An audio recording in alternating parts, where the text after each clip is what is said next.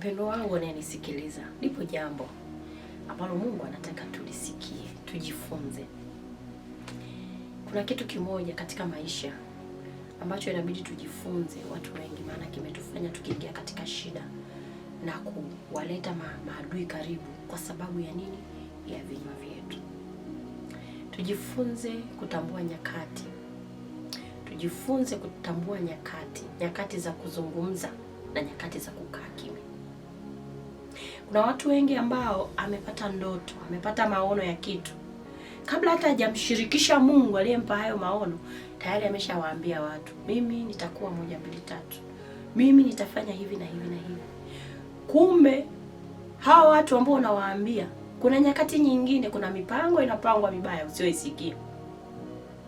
Kuna nyakati nyingine kuna vitu vinafanyika vibaya usivyoviona na kuvijua juu yako, lakini unaona ni marafiki wako, unaanza kuwaambia.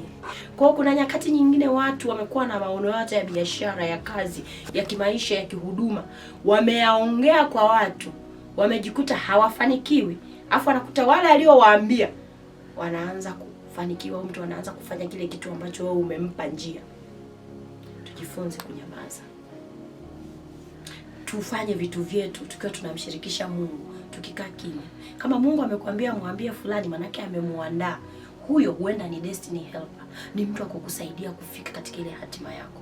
Huyo ni connector, ni mtu wa kukuunganisha katika jambo unalolifanya.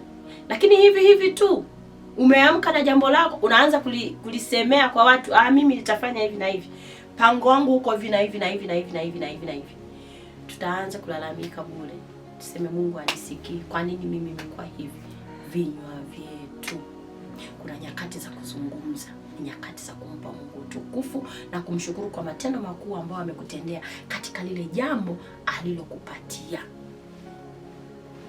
Na nyakati nyingine unaweza usizungumze, watu wakaona tu mambo yako, tayari kawa ni ushuhuda, ukawapa kuzungumza wao, wakamtukuza Mungu wako. Kwa hivyo tusitafute maadui.